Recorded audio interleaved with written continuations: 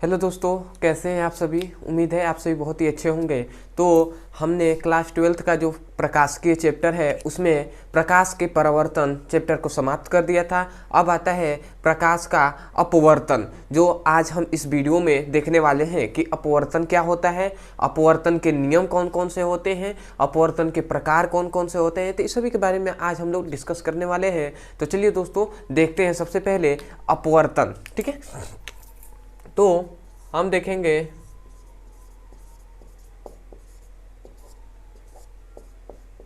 अपवर्तन। तो अपवर्तन है क्या, ठीक है। तो इसे हम एक फिगर के माध्यम से समझते हैं, उसके बाद आपको डिफिनेशन लिखवा दिया जाएगा। तो फिगर है, देखिए अपवर्तन का मतलब है, मान लेते हैं ये कोई दो माध्यम है, मान लेते हैं ये एयर है, ठीक है, और ये वाटर है। ठीक है, वाटर है और ये एयर है। वाटर मतलब क्या, ये तो एयर मतलब आप जानते ही होंगे वायु, ठीक है, और ये क्या है, जल है। तो इसमें से आप बताइए, एक क्वेश्चन है बेसिक सा, कि इसमें कौन, दोनों में से कौन सा सघन माध्यम है और कौन सा विरल माध्यम है। ठीक है, तो बताइए आप कौन सा सघन माध्यम है और कौन सा विरल माध्यम है। तो मैं बता दूं, आपको पता होगा या नहीं पता होगा तो कोई दिक्कत नहीं है, आप जान लीजिए। देखिए ये सघन माध्यम हो जाएगा, सॉरी विरल माध्यम हो जाएगा, ठीक है, और ये क्या हो जाएगा, ये सघन माध्यम हो जाएगा। आप कहेंगे कैसे, तो देखिए सघन माध्यम का मतलब जिसमें प्रकाश की चाल क्या होती है, तेज मतलब क्या होती है, स्पीड मतलब अधिक होती है, जिसमें प्रकाश की चाल क्या होती है, अधिक होती है, उसे हम क्या कहते हैं, विरल माध्यम कहते हैं। और जिसमें प्रकाश की चाल, जिस माध्यम में प्रकाश की चाल क्या होती है, स्लो होती है, धीमी होती है, ठीक है, उसे हम सघन माध्यम कहते हैं। तो सिंपल से याद रखेंगे। ये बताइए वायु में प्रकाश की चाल अधिक होगी या जल में प्रकाश की चाल अधिक होगी। तो आप कहेंगे कि वायु में प्रकाश की चाल अधिक होगी। क्यों, क्योंकि उसके घनत्व क्या होते हैं, वायु में उसका घनत्व कम होता है और जल में उस जल का घनत्व क्या होता है, अधिक होता है। ऐसे आपसे सिंपल से कह दिया जाए कि यदि आप ही हैं, आप वायु में तेजी से गति करेंगे कि जल में तेजी से, अगर वायु में दौड़ाने को कहा जाए और जल में दौड़ने को कहा जाए, तो बताइए किसमें आप तेजी से दौड़ेंगे। तो आप कहेंगे वायु में हम तेजी से दौड़ेंगे और जल में हम बहुत धीमे तरीके से दौड़ेंगे। ठीक है, ऐसे हम कह सकते हैं। ठीक है, तो इसी प्रकार इसमें भी है कि प्रकाश की चाल वायु में अधिक होगी और जल में कम होगी। तो सिंपल से इसका मतलब ये हुआ, ये विरल, ये सघन माध्यम है। तो याद रखेंगे, जब प्रकाश की चाल, देखिए जब प्रकाश की किरणें, समझिएगा, जब प्रकाश की किरणें विरल माध्यम से, ठीक है, जब प्रकाश की किरणें विरल माध्यम से आती हैं, तो यहाँ से जब आती हैं तो हम एक अभिलंब खींच लेते हैं, जहाँ पर आकर टकराती हैं वहाँ से हम एक अभिलंब खींच लेते हैं। और उसके बाद देखिए ये जब विरल माध्यम से सघन माध्यम में आती हैं, तो ये अपने क्या होती है, ये अभिलंब की ओर झुक जाती हैं। मतलब इसको जाना तो ऐसे चाहिए था, इसको जाना ऐसे चाहिए था, परंतु ये क्या हो गई, अभिलंब की ओर झुक गई। ठीक है, और यही अगर दूसरा, ये तो प्रथम फिगर हो गया, और द्वितीय फिगर हम बनाए ऐसे, तो मान लेते हैं ये कोई माध्यम है, ठीक है, ऊपर मान लेते हैं, इसमें हमने क्या लिया था, विरल और सघन लिया था ना। अब हम जस्ट इसके अपोजिट कर लेते हैं, मान लेते हैं कि ये क्या है, ये सघन माध्यम है और ये क्या है, विरल माध्यम है। जस्ट इसके अपोजिट, मतलब सघन माध्यम में मान लेते हैं ये क्या है, ये जल है और इसमें क्या है, इसमें वायु है। ठीक है, समझिएगा।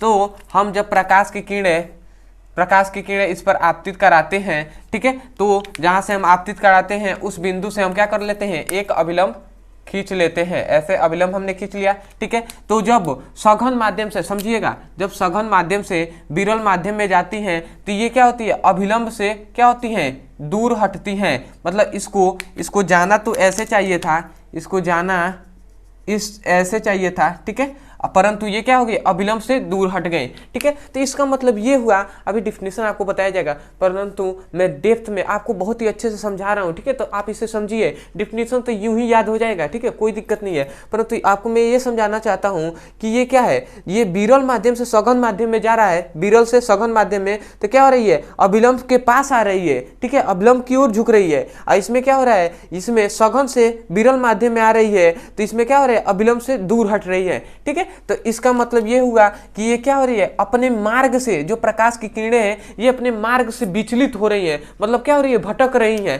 ठीक है, तो इसका मतलब ये हुआ, यही मैं आपको समझाने की कोशिश कर रहा था। ठीक है, अब आते हैं, इसका नाम हम लिख लेते हैं, उसके बाद आपको डिफिनेशन बता दिया जाएगा। ये जो प्रकाश की किरणें आती हैं इसको याद रखेंगे, इसे हम आपतित किरण कहते हैं। ठीक है, और इसे हम क्या कहते हैं, इसे अभिलंब कहते हैं। ठीक है, अभिलंब कहते हैं। और याद रखेंगे इसे, जो ये प्रकाश की किरणें अपवर्तन के पश्चात जो अपवर्तित हो जाती हैं, उसके पश्चात ये जो प्रकाश की किरणें, इसका नाम हम रखते हैं, इसे हम कहते हैं अपवर्तित किरणें। ठीक है, अपवर्तित किरण इसे कहते हैं। ठीक है, और याद रखेंगे आपतित किरण और अभिलंब के बीच एक कोण बनता है जिसे हम आपतन कोण कहते हैं, और अभिलंब तथा अपवर्तित किरण के बीच में एक कोण बनता है जिसे हम R से प्रदर्शित करते हैं। तो इसे याद रखेंगे, इसे हम आपतन कोण कहते हैं, और जो R है, R को अपवर्तन कोण कहते हैं। ठीक है, तो इसको सभी को नाम आपको याद होना चाहिए। ठीक है, क्योंकि नाम से ही आपको जब याद होगा तो आप अच्छे से समझ सकेंगे। ठीक है, तो यही कहा जा रहा है कि जब एक माध्यम से दूसरे माध्यम में प्रकाश जाती है तो ये अपने मार्ग से विचलित हो जाती है। जस्ट इसी को हम डिफिनेशन में क्या कहेंगे कि जब प्रकाश की किरणें, ठीक है सुनिएगा, जब प्रकाश की किरणें किसी एक माध्यम से, ये कोई माध्यम है अलग और ये कोई अलग माध्यम है। ठीक है, तो जब प्रकाश की किरणें किसी एक माध्यम से दूसरे माध्यम में प्रवेश करती हैं तो यह अपने मार्ग से विचलित हो जाती है, मतलब भटक जाती हैं। उसे, इस घटना को ही हम क्या कहते हैं, प्रकाश का अपवर्तन कहते हैं। ठीक है, समझ में आ गया आपको क्या कहा जा रहा है, मतलब जब प्रकाश की किरणें एक माध्यम से दूसरे माध्यम में जा रही हैं तो क्या हो जा रही है, ये अपने मार्ग से विचलित हो जा रही हैं, मतलब भटक जा रही हैं। इसे ही हम क्या कहते हैं, इस घटना को ही हम प्रकाश का अपवर्तन कहते हैं। तो सिंपल से आप लिखिए। ठीक है, बोला जा रहा है, आप लिखिए डिफिनेशन क्या लिखेंगे कि जब प्रकाश की किरणें किसी एक माध्यम से दूसरे माध्यम में प्रवेश करती हैं तो यह अपने मार्ग से विचलित हो जाती हैं। ठीक, कौन विचलित हो जा रहे हैं, प्रकाश की किरणें अपने मार्ग से विचलित हो जाती हैं, जिसे हम प्रकाश का, यह घटना ही क्या कहलाती है, प्रकाश का अपवर्तन कहलाती है। ठीक है, तो उम्मीद है आप समझ गए होंगे और लिख भी लिए होंगे। ठीक है, परंतु मैं चाहता हूं कि आपको अच्छे से लिखवा दिया जाए। यहाँ पे भी तो आपका आप आई होगा, यहाँ पे भी क्या होगा, ये R हो जाएगा। ठीक है, और इसे हम आप आप क्या कहते हैं, आपतित किरण कहते हैं, ऐसा अपवर्तित किरण कहते हैं, ये अभिलंब है। ये सब मतलब एक ही में नाम आपको समझ में आ गया होगा। ठीक है, तो अंतिम बार मैं आपको बोल रहा हूँ, ठीक है, डिफिनेशन नहीं लिखवाऊंगा। ठीक है, बोला जा रहा है लिख लीजिए क्योंकि जगह नहीं है। ठीक है, इसलिए मैं बोल रहा हूँ। ठीक है, क्या लिखेंगे, जब प्रकाश की किरणें किसी एक माध्यम से दूसरे माध्यम में प्रवेश करती हैं तो यह अपने मार्ग से विचलित हो जाती हैं। इस घटना को प्रकाश का अपवर्तन कहते हैं। ठीक है, तो उम्मीद है आपको समझ में आ गया होगा। किसी किसी बुक में थोड़ा सा और एक्सप्लेन करके क्या कहता है कि जब प्रकाश की किरणें एक समांगी पारदर्शी माध्यम से, क्या कहता है, जब प्रकाश की किरणें, समझिएगा ये क्या कहा जा रहा है, कहता है जब प्रकाश की किरणें एक समांगी पारदर्शी माध्यम से, ठीक है, ये कहते हैं कि जब प्रकाश की किरणें एक समांगी पारदर्शी माध्यम से दूसरे समांगी पारदर्शी माध्यम में प्रवेश करती हैं तो ये अपने मार्ग से विचलित हो जाती हैं। इस घटना को प्रकाश का अपवर्तन कहते हैं। ये भी डिफिनेशन बहुत ही बुक में लिखा गया है। ठीक है, तो इसका मतलब क्या, इससे कोई एथी नहीं है। ठीक है, मतलब घबराना नहीं है। ठीक है, एक समांगी पारदर्शी माध्यम मतलब हो गया कि ये जो माध्यम है एक सामान्य है, मतलब यहाँ पे भी जो क्या होगा, जो मतलब वायु में जो घनत्व होगा एक जगह हमेशा सामान्य होगा, हर जगह क्या होगा, सामान्य होगा। इसमें जो एयर में, जो सॉरी वाटर में मतलब जल में जो घनत्व है वो सामान्य होगा। समांगी मतलब सामान्य इसका घनत्व होगा, अणुओं की संख्या हर जगह सामान्य होगी।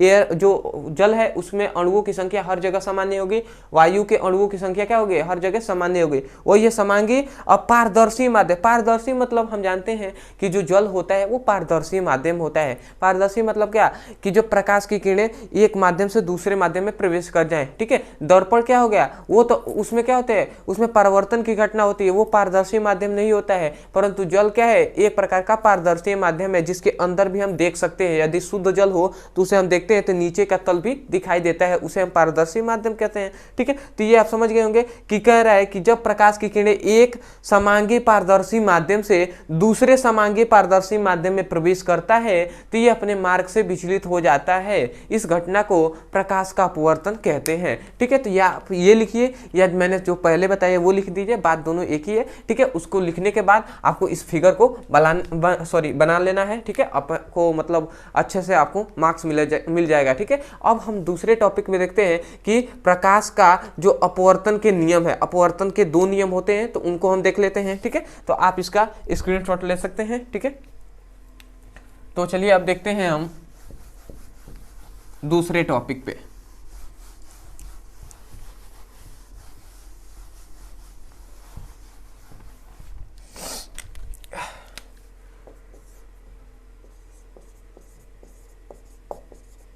अपवर्तन के नियम। ठीक है, तो अपवर्तन के नियम कौन कौन से होते हैं, तो समझिए अपवर्तन के 2 नियम होते हैं, 2 नियम होते हैं। ठीक है, तो कौन कौन से 2 नियम होते हैं, तो देखिए प्रथम नियम। ठीक है, इसको समझिएगा, ये है प्रथम नियम। ठीक है, तो नियम आपको याद रखना है। ठीक है, एग्जाम में बहुत ही एक तरह से कहा जाए बहुत ही इंपॉर्टेंट होता है। ठीक है, और ये क्लास 12th में जो ये प्रकाश का अपवर्तन है वही क्लास 10th में भी हम पढ़ के आए हैं, और क्लास 10th में भी जस्ट यही सब है। ठीक है, तो क्लास 10th के भी स्टूडेंट ये देख सकते हैं वीडियो, अपने सुंदर से नोट्स बना सकते हैं। तो ये प्रथम नियम हो गया। तो प्रथम नियम क्या कहते हैं समझिएगा, थोड़ा सा मैं यहाँ पे फिगर बना दूँ। ठीक है, और इसी फिगर से हम प्रथम नियम को अच्छे से समझेंगे और याद भी आपको हो जाएगा। रटना नहीं है, बस फिगर देखकर आपको समझना है और उसे अपने नोट्स में लिख लेना है। ठीक है, तो हमने क्या कहा था कि जो ये एक माध्यम हो गया, मान लेते हैं ये क्या हो गया, ये वायु है, ये क्या है, जल है। ठीक है, मतलब ये सघन माध्यम विरल माध्यम है, ये सघन माध्यम है। तो जब प्रकाश की किरणें मान लेते हैं विरल माध्यम से ऐसे आती हैं, ठीक है, और जब जहाँ से आकर ये एक माध्यम से टकराती हैं वहाँ से हम एक अभिलंब खींच लेते हैं। ठीक है, अभिलंब खींच लिया। अब हम जानते हैं कि जब ये क्या है, विरल माध्यम है और ये क्या है, सघन माध्यम है। तो जब विरल से सघन माध्यम में जाती हैं तो ये क्या होती हैं, ये अभिलंब की ओर झुक जाती हैं। ठीक है, अभिलंब की ओर झुक जाती हैं। ठीक है, तो मतलब इसको जाना तो ऐसे चाहिए था, परंतु अभिलंब की ओर झुक गई। ठीक है, तो हम जानते हैं इसे हम क्या कहते हैं, नाम याद रखेंगे, यही नियम आपको बताना है। ये है आपतित। ठीक है, आपतित किरण है। ये क्या है, अपवर्तित किरण है। ठीक है, ये क्या है, अभिलंब है। ठीक है, इनके आपतित किरण और अभिलंब के बीच बना कोण क्या कहलाता है, आई, और अभिलंब तथा अपवर्तित किरण के बीच में जो कोण बनता है इसे हम आर्क से प्रदर्शित करते हैं, जहां पर याद रखेंगे आई इक्वल टू हम क्या कहते हैं, आपतन कोण नाम है। ठीक है, और आर्क को क्या कहते हैं, अपवर्तन कोण कहते हैं। ठीक है, तो ये आपको समझ में आ गया होगा। तो ये फिगर हमने अभी समझा है। ठीक है, तो आपको समझ में आ गया होगा। तो देखिए प्रथम नियम क्या कहता है, प्रथम नियम कहता है कि आपतित किरण, समझिएगा आपतित किरण, ठीक है, आपतित किरण तथा अपवर्तित किरण तथा अभिलंब। ठीक है, आपतित किरण, अपवर्तित किरण, अभिलंब तीनों एक ही तल पे होते हैं। तल आप कह सकते हैं तल, या आप कह सकते हैं बिंदु। ठीक है, आप दोनों कह सकते हैं, तल भी इसे कह सकते हैं या बिंदु भी कह सकते हैं। तो आप स्वयं देख सकते हैं कि आपतित किरण, फिर से अपवर्तित किरण और अभिलंब तीनों एक ही बिंदु पर स्थित है कि नहीं। तो यही आपसे कहा जा रहा है, प्रथम नियम सेम टू सेम यही है। आप लिख सकते हैं क्या कहा जा रहा है, आप समझिए, रटिए नहीं, आप समझिए और इसे स्वयं लिखिए। प्रैक्टिस आपको करेंगे, आप स्वयं नोट्स बनाएंगे तो आपको बहुत ही फायदा होगा। ठीक है, आगे भी आपको बहुत ही फायदा होगा। तो आप स्वयं लिखिए क्या कहा जा रहा है कि अपवर्तन के प्रथम नियमों के अनुसार, ऐसे आपको लिखना है तभी आपको अच्छे से मार्क्स मिलेगा। ठीक है, तो आप क्या लिखना है, अपवर्तन के प्रथम नियमों के अनुसार आपतित किरण, अपवर्तित किरण तथा अभिलंब तीनों एक ही तल पे होते हैं। समझ में आया क्या कहा जा रहा है? देखिए इसे आपको पहला नंबर में बोलना है, ठीक है, इसे आपको पहला, ठीक है, इसे दूसरे नंबर में, ऐसे तीसरे नंबर में बोल देना है, ठीक है। तो क्या कहा जा रहा है कि अपवर्तन के प्रथम नियमों के अनुसार आपतित किरण, अपवर्तित किरण तथा अभिलंब तीनों एक ही तल में होते हैं, ठीक है। तो ये आपका प्रथम नियम हो गया। आपको उम्मीद है मुझे कि आपको समझ में आ गया होगा, ठीक है। अब आते हैं द्वितीय नियम पर।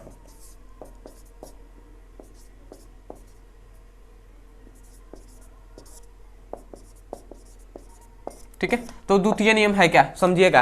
द्वितीय नियम सिंपल से यही कहता है कि म्यू इक्वल टू साइन आई बटे साइन आर, ठीक है, यही है द्वितीय नियम। तो इसे ये एक तरह से क्या कहता है, गणितीय रूप में लिख दिया गया है। इसे हम शब्दों में क्या कहेंगे आपको समझ में नहीं आएगा, ठीक है, परंतु आपको समझ में आ जाएगा, ठीक है। आई आपको यहाँ से दिखाई दे रहा होगा, आई है, ये आर है, ठीक है। तो आई आर को हम क्या कहते हैं, हम कहते हैं आपतन कोण आई को और अपवर्तन कोण कहते हैं आर को, ठीक है। तो जस्ट यही है, मतलब याद रखेंगे जो साइन होता है ना, साइन को हम भौतिक भाषा के रूप में क्या कहते हैं, जब परिभाषा करते हैं तो इसे हम जेया कहते हैं, ठीक है, साइन को हम जेया कहते हैं। तो यही कहा जा रहा है, सुनिएगा, ठीक है। हम कहेंगे कि आपतन कोण आई, आपतन कोण, ठीक है, ये आपतन कोण है ना, तो हम कहेंगे आपतन कोण। समझिएगा ये क्या है, नाम यहाँ पे लिख दे रहे हैं, अच्छे से आपको समझ में आएगा। ये क्या है, आपतन कोण है, ठीक है। ये आर क्या है, अपवर्तन कोण है, ठीक है। तो क्या कहेंगे कि आपतन कोण की जया, देखिए आपतन कोण की जया, साइन को जया कहेंगे, तो आपतन कोण की जया तथा अपवर्तन कोण की जया के अनुपात को हम क्या कहते हैं, अपवर्तनांक कहते हैं। ये याद रखेंगे, इसे ही हम अपवर्तनांक कहते हैं, ठीक है। अपवर्तनांक हम इसे ही कहते हैं, ठीक है। अपवर्तनांक म्यू को हम क्या कहते हैं, अपवर्तनांक कहते हैं। और ये क्या है, ये जो आप समझ रहे हैं, इसे ही हम क्या कहते हैं, इसे ही हम अनुपात कहते हैं, अनुपात, हिंदी में अनुपात कहते हैं, ठीक है। तो आपको समझ में आ गया ये अनुपात है। तो हम क्या कह रहे हैं कि आपतन कोण, लिखिए कि अपवर्तन के द्वितीय नियमों के अनुसार आपतन कोण की जया साइन आई तथा अपवर्तन कोण की जया साइन आर के अनुपात को अपवर्तनांक कहते हैं, ठीक है। तो आपको समझ में आ गया होगा, ठीक है। एक बार और मैं बोल दे रहा हूँ, ठीक है, क्योंकि लिख नहीं रहा हूँ, ठीक है, लिख नहीं रहा हूँ, ठीक है, क्योंकि ये बेसिक है, ठीक है। आप क्लास 12 के स्टूडेंट होंगे तो आपको इतना समझ में आ जाना चाहिए, क्योंकि आप 10 में पढ़ के आए हैं, ठीक है। तो इसलिए मैं एक बार और मैं अंतिम बार आपको बता दे रहा हूँ, ठीक है। इसमें कुछ लिखने को नहीं है, सिंपल से इसको समझ कर आप स्वयं लिख सकते हैं, ठीक है। इसलिए मैं बार बार आपको बता रहा हूँ, क्यों, क्योंकि मैंने लिखा नहीं है, मैं जानता हूँ कि मैंने डिफिनेशन नहीं लिखा है, इसलिए मैं बार बार आपको बता दे रहा हूँ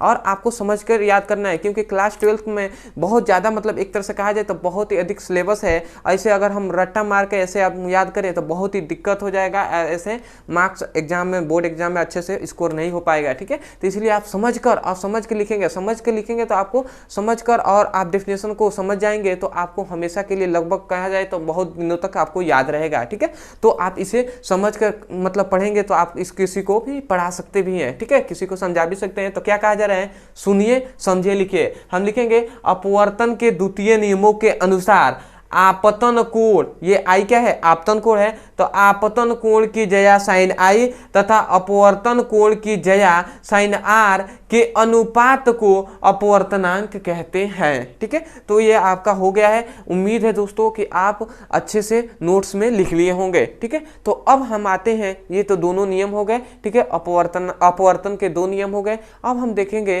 कि जो अपवर्तनांक होता है, ये जो अपवर्तनांक है इसके प्रकार। अपवर्तनांक कभी एग्जाम में आपसे आ जाए कि अपवर्तनांक किसे कहते हैं, तो सिंपल सी आप यही लिखेंगे परिभाषा, द्वितीय नियम को ही क्या कहेंगे कि आपतन कोण की जया साइन आई तथा अपवर्तन कोण की जया साइन आर के अनुपात को अपवर्तनांक कहते हैं। यही अपवर्तनांक का भी डिफिनेशन हो जाएगा। तो उम्मीद है आपको समझ में आ गया होगा। एक और बात याद रखेंगे, अपवर्तनांक के एक ये सूत्र होता है और एक अपवर्तनांक का, यहाँ पे मैं लिख दे रहा हूं, अपवर्तनांक mu equal to V1 by V2, ये भी अपवर्तनांक का ही सूत्र होता है, ठीक है। ठीक है, अपवर्तनांक म्यू को म्यू बराबर v1/v2, ठीक है। तो ये अपवर्तनांक का सूत्र होता है। तो आप ये सोच रहे होंगे कि v1 v2 है क्या, तो याद रखेंगे ये v1 क्या है, ये प्रथम माध्यम में प्रकाश की चाल है, प्रकाश की चाल है। और ये क्या है, द्वितीय माध्यम में मतलब सेकेंड माध्यम में प्रकाश की क्या है, चाल है, ठीक है। तो आप इसे समझ गए होंगे, ठीक है। मतलब ये प्रथम माध्यम में प्रकाश की चाल है और ये v2 क्या है, द्वितीय माध्यम में प्रकाश की चाल। मतलब ये जो है ये प्रथम माध्यम है, तो इस माध्यम में प्रकाश की चाल v1 है और द्वितीय माध्यम ये है ना, तो द्वितीय माध्यम में प्रकाश की चाल v2 है, ठीक है। तो यही कहा जा रहा है कि प्रथम माध्यम में प्रकाश की चाल द्वितीय माध्यम में प्रकाश की चाल के अनुपात को अपवर्तनांक कहते हैं। ये भी आप डिफिनेशन कह सकते हैं। तो देखिए दोस्तों, मतलब समझ के याद करना है, ना कि आपको रटना है, ठीक है। मैं बार बार आपसे कह रहा हूँ कि क्लास जो 12th है ये सिलेबस बहुत ही बड़ा है, ठीक है। इसमें मतलब एक तरह से कहा जाए फिजिक्स का बहुत बड़ा सिलेबस है। फिजिक्स का हर सभी विषय का सिलेबस बहुत अधिक है। तो आप समझ के मतलब इसको मतलब अच्छे से समझकर और नोट्स बनाइए और समझिए और अच्छे से पढ़ाई कीजिए, ठीक है। तो ये आपका हो गया अपवर्तन अपवर्तन के दोनों नियम। अब हम आते हैं अपवर्तनांक के प्रकार, ठीक है। तो ये आप इसको मिटा सकते हैं, आप इसको स्क्रीनशॉट ले सकते हैं, मैं मिटाने वाला हूँ, ठीक है। तो चलिए दोस्तों, अब हम देख लेते हैं बिना देर किए।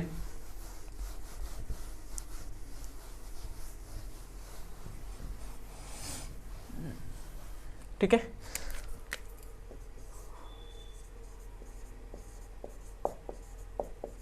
अपवर्तनांक के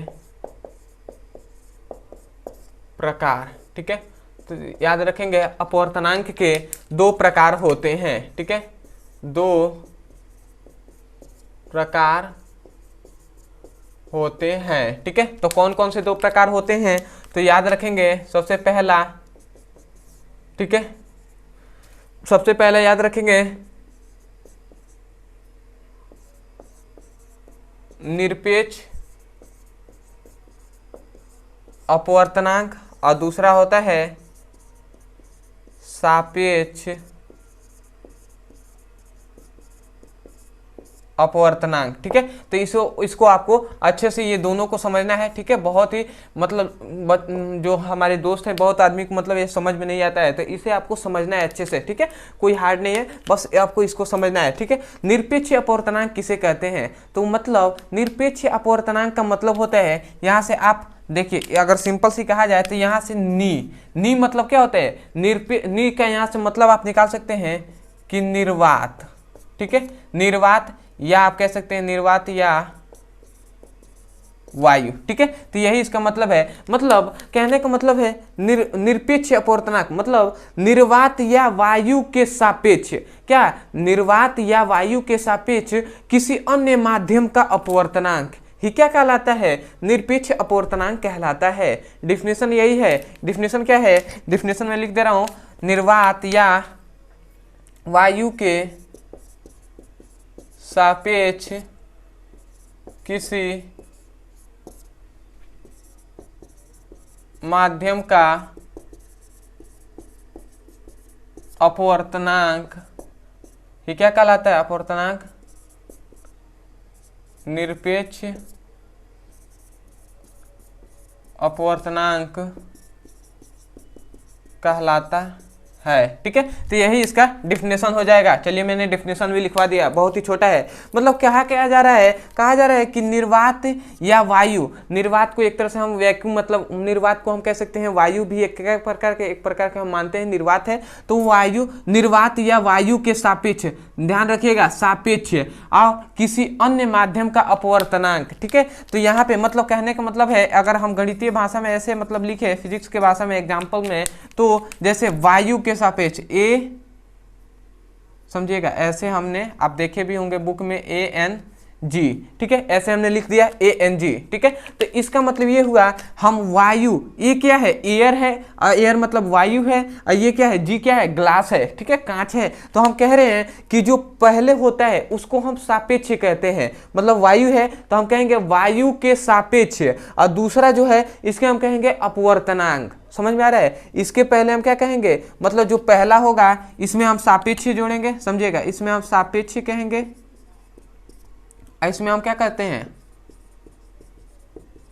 अपवर्तनांक, इसको पढ़ते हम ऐसे हैं, ठीक है। क्या कहेंगे कि वायु है, ये क्या है, वायु है ना, एयर है, तो हम कहेंगे वायु के सापेक्ष कांच का, ये ग्लास है ना, तो हम कहेंगे कांच का अपवर्तनांक, ठीक है। मतलब वायु के सापेक्ष कांच का अपवर्तनांक। तो आप सोच रहे होंगे सापेक्ष है क्या, तो सापेक्ष क्या, इसमें मतलब यही है कि जिस माध्यम से प्रवेश करती है, जब प्रकाश की किरणें जिस माध्यम से प्रवेश करती हैं उसे हम सापेक्ष कहेंगे, और जिस माध्यम में प्रवेश करके मतलब अपवर्तित हो जाती हैं उस माध्यम को हम क्या कहते हैं, उसमें हम अपवर्तनांक जोड़ते हैं। मतलब कहा जा रहा है कि वायु के सापेक्ष जल का अपवर्तनांक, तो इसका मतलब ये हुआ कि ऊपर क्या है, एयर है, और नीचे क्या है, ग्लास है, ठीक है। तो ऐसे प्रकाश की किरणें ऐसे गई, ठीक है, तो ये अभिलंब हमने खींच दिया, तो ये क्या हो गए, ऐसे चली गए। मतलब इसका कहने का मतलब ये है कि मतलब जिस माध्यम से प्रकाश की किरणें जाएंगी उसे हम क्या कहें, उसमें हम सापेक्ष जोड़ देते हैं। मतलब प्रकाश की किरणें इस माध्यम से ही जा रही हैं, वायु के माध्यम से,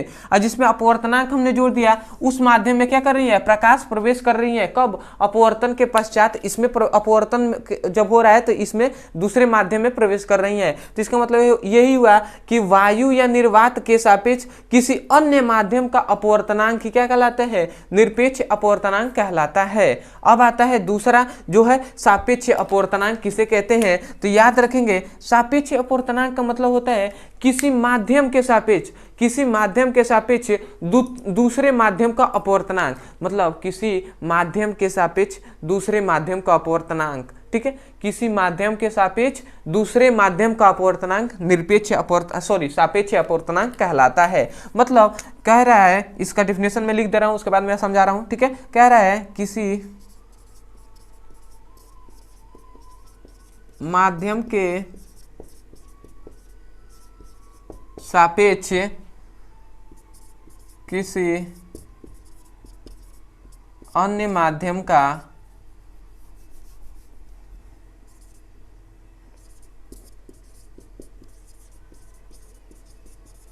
अपवर्तनांक सापेक्ष अपवर्तनांक कहलाती है या कहते हैं, ठीक है। मतलब कहा जा रहा है, देखिए कह रहा है किसी माध्यम के सापेक्ष, यहाँ पे लिख देंगे किसी अन्य माध्यम के सापेक्ष, यहाँ पे आप लिख देंगे किसी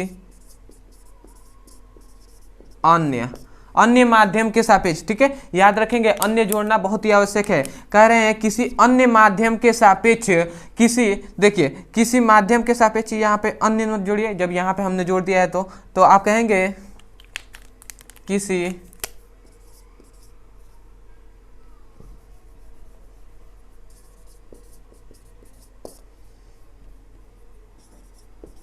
ठीक है। तो समझिए किसी माध्यम के सापेक्ष किसी अन्य माध्यम का अपवर्तनांक, मतलब जो शुरुआत में जब सापेक्ष होगा ना तो उसमें हम ये मतलब वायु या निर्वात इसमें नहीं लेना है। मतलब कह दिए एग्जाम्पल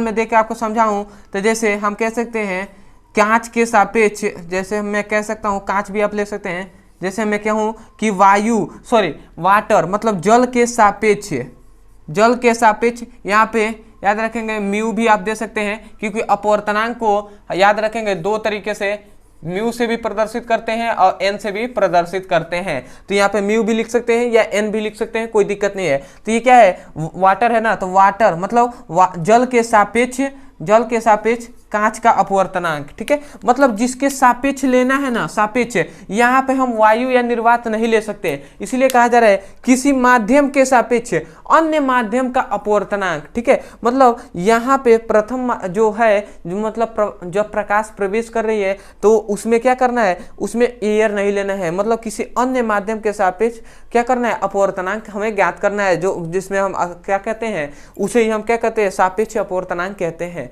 मतलब इसमें प्रथम जो हमें लेना है वो क्या होगा, वायु होगा या निर्वात होगा, और इसमें किसी अन्य मतलब वायु या निर्वात के अलावा कोई अन्य माध्यम के सापेक्ष किसी अन्य माध्यम का अपवर्तनांक याद करना है।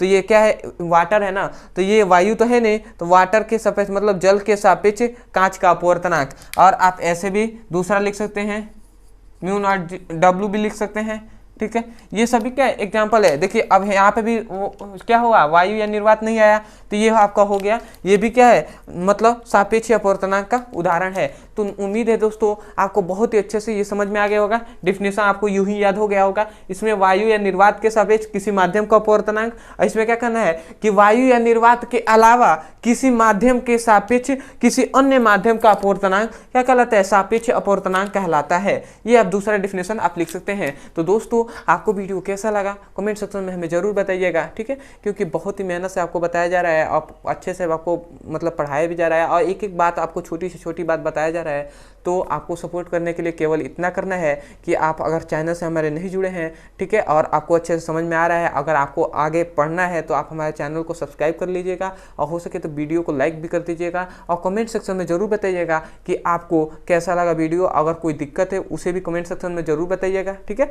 और तीसरी सबसे इंपॉर्टेंट बात कि यदि आप क्लास 12 के स्टूडेंट होंगे और सभी मोस्ट इंपॉर्टेंट क्वेश्चन को आप देखना चाहते हैं तो क्लास 12 भौतिक विज्ञान ऑल वीडियो प्लेलिस्ट का लिंक दे दिया जाएगा डिस्क्रिप्शन में। वहां पर जाकर क्लिक करेंगे, वहां से प्लेलिस्ट एक एक करके चैप्टर वाइज मिल जाएगा, वहां से जाकर एक एक करके सीक्वेंस में वीडियो को देख सकते हैं और अपने सुंदर से नोट्स बना सकते हैं और बोर्ड में अच्छे से अच्छे मार्क्स स्कोर कर सकते हैं। और दूसरी बात, यदि आपको क्लास 12 के मतलब कोई भी मतलब फिजिक्स के रिलेटिव आपको कोई भी टॉपिक आपको समझ में नहीं आता है तो उसे मान लीजिए आपको मतलब अपवर्तनांक आपको समझ में नहीं आ रहा है तो आप सिंपल से क्या कीजिए, अपवर्तनांक इंग्लिश में लिखिए, इंग्लिश में यूट्यूब पे जाके लिखिए अपवर्तनांक और अंत में हमारे चैनल का नाम लिख दीजिए, आपको वीडियो मिल जाएगा और आप सुंदर से वहाँ से जाकर आप पढ़ सकते हैं और अपने सुंदर से नोट्स बना सकते हैं। परंतु मैं आपसे रिक्वेस्ट कर रहा हूँ कि यदि आप क्लास 12 के स्टूडेंट होंगे तो प्ले लिस्ट के अनुसार बनिए, प्लेलिस्ट के अनुसार क्या कीजिए, पढ़ाई कीजिए। आप हमारे चैनल के में प्लेलिस्ट में चले जाएंगे, वहाँ पर एक एक करके हर